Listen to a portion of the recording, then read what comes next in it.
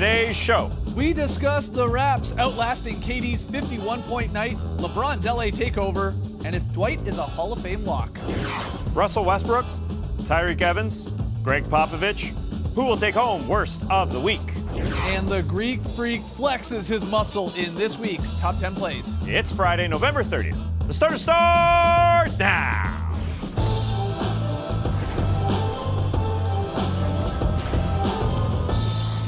Good evening, sweet world, and welcome to the starters. I'm J.E. Skeets, that's Tass Mellis, that's the Aussie Lee Ellis, and over yonder, well, that's the bearded one, that's Trey Kirby. Hey-yo! Hey-yo! TK, what's up? Well, I'm here at the internet looking for your best tweets at hashtag the starters. And guys, some major NBA nickname news broke yesterday. There's a new Superman in town. I'm denouncing my Superman-ship and I'm giving it to the Greek Freak. He can wear the, can wear the S? It's him. He can wear the S? Yes, it's him now. Giannis, you're the new Superman. Congratulations. Superman is in the building. Say it again. Superman is in the building. That's right, Shaq has officially deemed Giannis Antetokounmpo worthy of the Superman nickname, which is huge considering how much drama was around it when Dwight Howard was using it back in the day. But it brings us to today's question. What are some other NBA nicknames that should be recycled? This happens all the time. For instance, there have been numerous junkyard dogs throughout the years. There are somehow two guys in the league right now who are nicknamed Sky Miles, but now that Nick Young doesn't have a team, perhaps Lee Ellis could officially become Swaggy Lee. I mean, I know people call him Next Life, but look at these shirts. Look at this jacket he's got on. Definitely got to reuse it, but we want to hear from you, so let us know on Twitter what are some NBA nicknames that should be reused.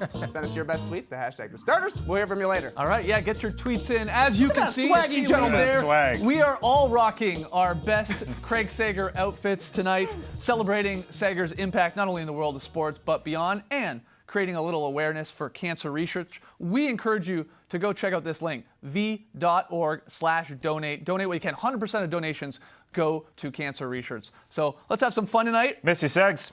Rocking the Sager looks here. Let's play a little true or false to get it started. TK, you got the cues, we got the answers. Let's debate them. Let's go. We had an early Game of the Year candidate last night as the Raptors beat the Warriors in overtime despite 51 and some insane fourth quarter heroics from Kevin Durant. It was a playoff-like atmosphere in the Toronto victory, but of course, both Steph Curry and Draymond Green were out for Golden State. So true or false, the Raptors win over the Warriors was meaningless. Ooh. Totally meaningless. What do you think? Game of the year, no doubt. Will it hold up? I think so. It was ridiculously good. So much so I think that Kevin Durant's 51 was a bit of a subtext. Just how good the game was. It sort of took everything over. And for the Raps, it was a bit meaningful in that the young guys got some reps out there. They got some fourth quarter play, seeing how Kawhi Leonard is their guy, and seeing how you go through it, and seeing how they fought back. They should have buried the Golden State Warriors in the third quarter. Kevin Durant brought them back. I like how they fought, and I like how Kyle Lowry also bounced back from a fourth quarter that wasn't going all too well for him. He didn't have an incredible shooting night, 4 of 10, but he made up for it. After this shot didn't go for him, 2:30 left in the fourth quarter, he also passed up another shot there. Yeah, it was wide open. Shoot that, forcing Serge to put up a shot. He bounced back, and that's why the Raps kids look at their leader and they say, yeah, if he's going to do this and hit this big shot and do this in overtime and get in Andre Iguodala's face, this is the leader we got to follow. And Kyle Lowry, he hasn't been that go-to guy in the playoffs for them the last few years, but hopefully this game and the rest of the season will help the other guys learn. Well, it's funny you're bringing up Lowry, though. He's the one that's saying, no, this was meaningless. Heading into this game, he said, what is this? It's just game 23. I don't care who we're playing. I actually like seeing that and hearing that from him because he knows, and we talked about it time after time after time with the Raptors, none of this truly really does mean all that much. 60 wins, number 1 seed in the East, cool, that'd be great. I'm a Raptors fan, I would love it, but until they deliver in the playoffs, it is sort of meaningless. And no Curry, no Draymond. It's a different game. But you're right. You are making great points about, I love the reps for guys like Pascal Siakam. That was maybe a coming out party for a lot of people seeing him on TNT last night, putting up the 26 on 8 of 10 shooting. So good to get those reps, but it's a different game if Curry is playing alone, let alone Draymond. But you're dealing now with the Raptors having expectation. They were double-digit favourite going into that game last night. So to actually go out there and win, because imagine they lose it last night. Everyone's like, wow, that's the same old Raptors. They can't win these big games. But instead they were down or they were up, Kevin Durant pulled them back in, and he thought maybe the Warriors are going to pull it out. And then in overtime, the Warriors pulled away. I liked the the Raptors, especially in the start of overtime. I mean, after Durant went bonkers and put on the show and had Drake, had his jaw on the floor, in the overtime is when the Raptors really impressed me. Those first 2 plays to start that overtime, they ran plays. The ball got swung around inside to Siakam for a little floater there, and then this was the very next play for the Raps. Ibaka's been money from that free throw line. Yeah. And, Danny Green coming up clutch too, but we got to talk a little bit about Durant, the Durant show, and what he's been doing over the last, 3 or 4 games now. Yeah. He just single-handedly took over that game and decided, no, we're going to make this one of the games to remember this season by going nuts at the end of the third quarter and then continued all night. And that's with Kawhi on him, Danny Green on him, Pascal Siakam on him, OG at times on him. These are all pretty good defenders, and it didn't matter. It didn't matter. So that shot he hit in the corner was wild. He's the best one-on-one guy in the league for me because he's 7 feet and can do whatever he wants. And 51 was easy to him. And I was actually surprised to see that he's had 3 40-point games consecutively here for the first time in his career. That's wild, yeah. Because he is the best scorer, of this era for me. You know who I think doesn't like the talk that there's no Steph and there's no Draymond is Kevin Durant, because people are saying that's almost like a built-in excuse for the Warriors if they drop these games. And he's an MVP. He's been to the finals. He's won the finals MVP. Kevin Durant can carry anybody on the court to a win, and he wanted to show that last night. And I think as well because since Steph's been out, no one's really been talking about Kevin Durant as MVP, and I think he was like to just remind everybody, I'm pretty good as well. And last night you saw that where there was no question who was getting the shots down the stretch. He wanted the ball in his hands. He went and took over, hit those shots, sending a message to everyone saying I'm a good player. Yeah, it was. I want to see a little Kawhi having that as well. Get those shots to go in those crunch time shots. That's the one thing that Kawhi was lacking this game. He had a great game. But not many guys. And he stole the ball from KD a couple times, but he's got to hit those clutch shots that he hasn't this season. Not many guys can do it as long as Durant did it last night. Just every time, coming down the crossover, the three-pointers, in the corner, all that stuff. That's why it's so difficult to do. Yeah, I guess they're over that whole Draymond Green thing. I guess it's past. Draymond loved it. The other 2 parts that were cool, Kawhi versus KD at times. I mean, it's awesome. We haven't seen them go out against each other in a year plus, obviously, since the injury from Kawhi in the playoffs. And the other thing is we went into this game saying, is this a finals preview? Is this a finals preview?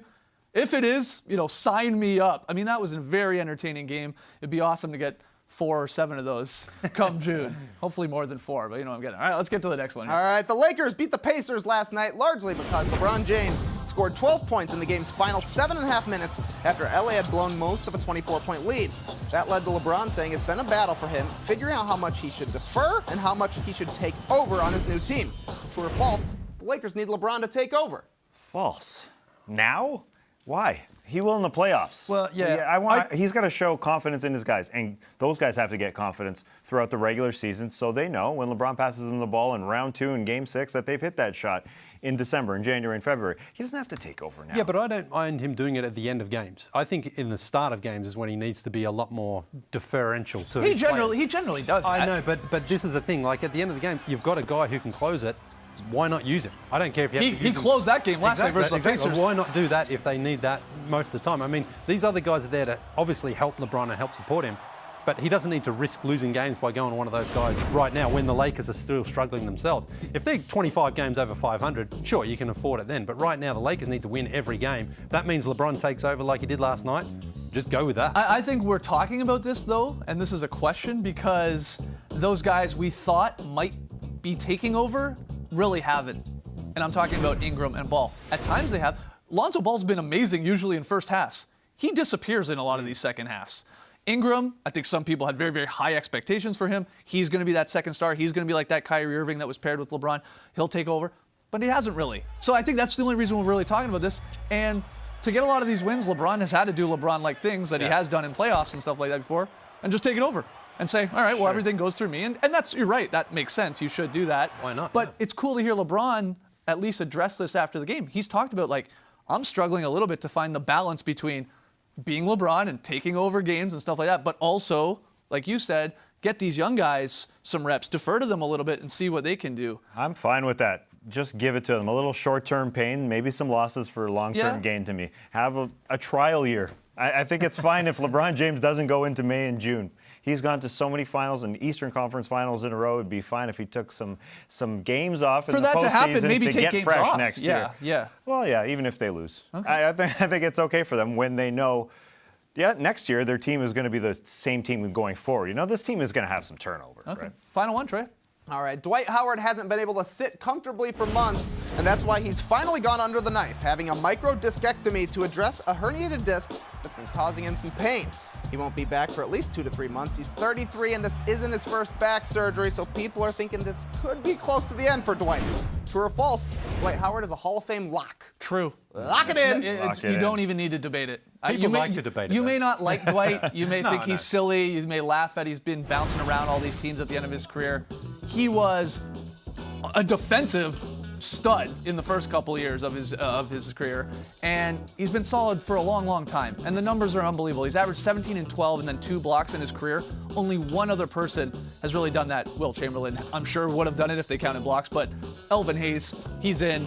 I mean, it's a no-brainer. No, people just sort of make fun of Dwight over the last few years, but they forget how good he was and how good Orlando were in those couple of years there, where Dwight was, I mean, he runner-up MVP to Derrick Rose. And Stan Van Gundy said at the time, nobody in the league affected more plays at both ends of the floor than Dwight Howard there for a couple of years. Offensively, you just knew you could lob the ball to him and he's going to dunk it. And defensively, he just, for all the blocks he got, the amount of times guys came into the paint and wouldn't shoot because Dwight was there was incredible. And I would add to that, it's amazing that he did all this in an era where we started to go away from the big guy. Yeah. Right? I mean, if he had even been a little bit more before his time back when there was the Elijahwans and the Ewings and that when it was a big man's, truly a big man's game, he may even had more of an impact. So to put up the numbers he didn't have the impact he did have, again, in an era that started to shift towards the perimeter players, that's counts for something to me. Yeah, and maybe, I guess, if you want to poke some holes in his case, he wasn't a scorer, you know, in the truest sense, but he was the best center for a half decade. If you're the best player at your position for legitimately a half decade, it's hard to keep you out, number one. And then number two, those 3 defensive player of the years, whatever you think of him offensively. And like Stan Van Gundy said, he impacted the way he ran to the rim. He was impacting the offense as well. Wasn't a scorer, but if you're a 3-time defensive player of the year, plus being just the best player overall at center, get in there. You don't hold it over him that he didn't get a ring either? No. They came close, but... No, if we did that, I mean... Steve Nash would be I mean... Let's hear from you guys, though. I'm sure some of you out there disagree whether Dwight's a Hall of Fame lock. Let us know, #the starters. When we come back, TAS awards the dishonor for worst of the week. Don't go anywhere.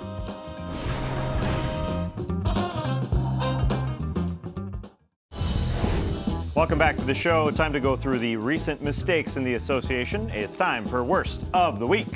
Ladies and gentlemen, the worst of the week. The third runner-up, Tyreke Evans of the Indiana Pacers, because when Tyreke went in for a finger roll, it's like he blocked his own shot. What? He shot it backwards almost. A little too much finger on that roll. It literally goes backwards. Maybe the rim, he just touched the rim, did he? And I don't know. It's a weird one. I don't know. Can we see it again? Because that was a fun play. run it back? Yeah, well, let's see it It's again. so far back is the crazy part. It's just so rare. Let's see Not it from straight up another and angle. down. See, there's no way the rim got it. Oh, yeah, that's weird. But his fingers there, no? Like there, it looks like his fingers hit the rim and then it bounces it back.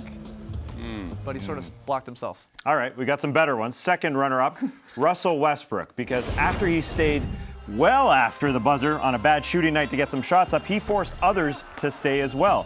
As ESPN's Royce Young told Brian Windhorst, the media couldn't talk to Russ as he sat at his locker in his uniform for nearly 2 hours.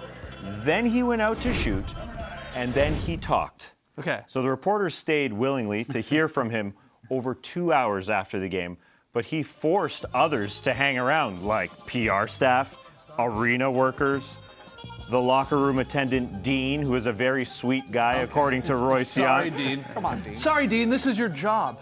Well, come on, Dean wants to get home. He probably has somebody sweet to get home to. I guess you're right. I'm sure Dean has a sweet partner, but Russell sat It's in his locker, yeah. in his jersey for 2 hours plus. Maybe he was 'cause FaceTiming hanging. with his new twins. No, she's sleeping.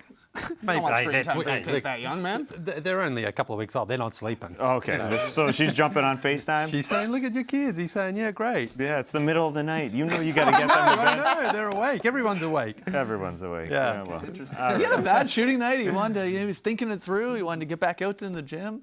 Why didn't He everybody took 2 just- hours to- he took 2 hours to get out to the why don't we floor. just trust Westbrook to turn off the lights when he leaves? Shut the door. Everybody else just go home. and no one was allowed to be around while he shot as well. The arena was barren. They had to hang out in the back with Dean. Dean. You're saying Dean. Yeah. First runner-up, the Indiana Pacers, because they couldn't convert a rare 4-on-1.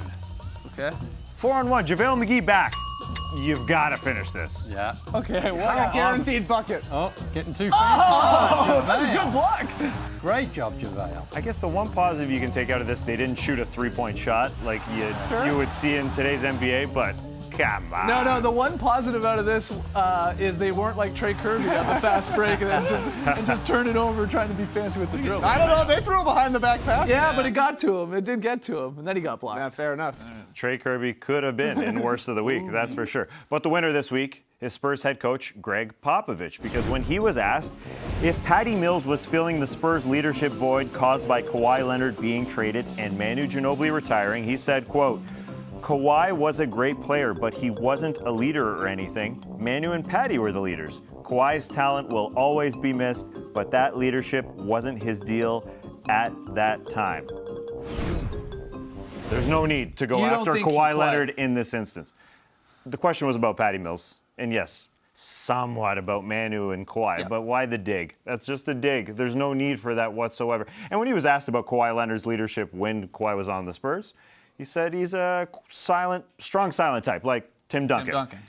Positive. That's a positive comment. And this is just a dig. Hey, I hated last year. Let me get you a dig in when I can. This question isn't about you, but it's sort of about you, so I'll just give you a little I said jab. this on the Drop podcast. I can't wait until we maybe one day find out the true story of last year's Spurs saga there, with Kawhi playing only 9 games and missing them all, and like the animosity that's was leaking really from the Spurs side of things and Kawhi's side of things about who do we trust and what we don't think about each other, and sort of these like subtle shots. I think it one day will all truly Who's come gonna out what spill happened. that? I mean, I don't Kawhi know. doesn't say Somebody anything. will talk eventually. Someone will. Yeah. Someone always talks, Lee. Someone always talks. But there's also always the factor of the doctors in the situation, which aren't the Spurs and aren't Kawhi Leonard as well. Yeah. It's the Spurs doctors, but maybe he just got some diagnosis that he didn't like, or through the whole thing of a thing, it happened. Pop's just tired.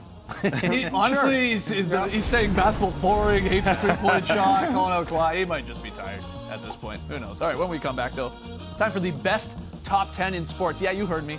Don't go anywhere.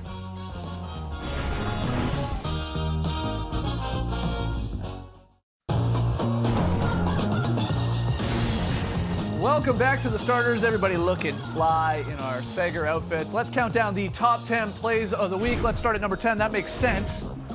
And it's Jamal Murray, Kitchener's finest, with the up and under. It's a Jordan-esque Versus layup. OKC. Yeah, it is. soft touch off the glass. Pretty. One more look. Oh, that is Jordan-esque. Who says Canadians aren't tough? At number 9, Giannis can do it all. On the move, the windmill jam. I'd say this is his signature dunk at this point. Yeah, He loves the windmill. Yeah, on the fast break for sure. Also, he can do it standing still. From the standing still position, he still dunks on a man. How rude. Oh, man. That's got to be. Remember Former when teammate there, too. DJ dunked on Stephanie? At number 8, we got ourselves a block party. We start with Ed Davis rejecting Royce O'Neal's dunk attempt. Get out. Yeah. Great D from Ed there. We continue. Deontay Burton's going to come out of nowhere here. Huge rejection. Throw that on a snowboard. He's anti-Zizic. And one more. Dennis Smith Jr., I love this one. Chase down. Oh, and just spikes it out of bounds. Props to the rim hang, though. Yeah. Yeah. At least make it look like you dunked. At number 7, watch this Rudy Gobert dunk.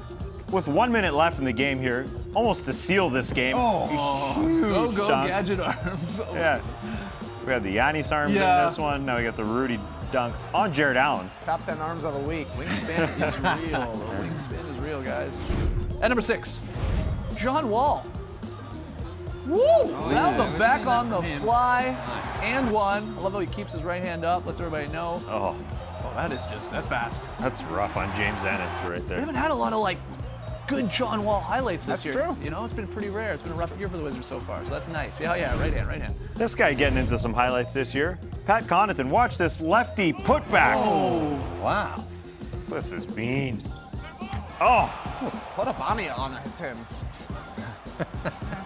Yeah, you know. He's a southpaw. Likes baseball. Tony Snell. Tony Snell, disbelief. At number 4, Knicks, 2-on-1. Emmanuel Mudiay.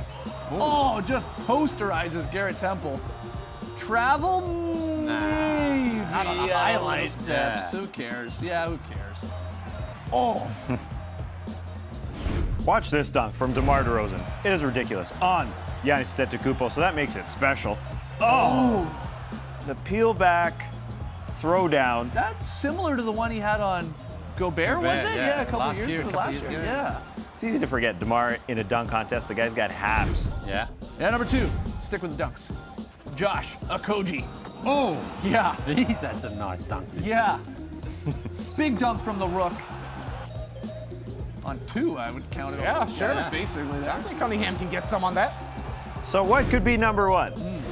Well, Darren Collison breaking, snapping DeAndre Ayton's ankles. Yeah, we don't do this often. We Yeah. highlight the dunks and the blocks. That's but good, though. He like, fall- yeah, he didn't step on anybody's exactly. foot. He just got shook. and he falls really slowly Yeah. too. So.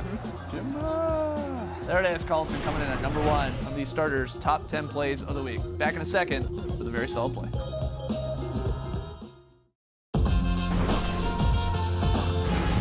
Well, this news sucks. The Indiana Pacers announced today that Victor Oladipo will be out indefinitely as he continues to deal with a sore right knee. He hasn't played since November 17th, and until this announcement, he was listed as day-to-day because of that knee, but now he's out indefinitely.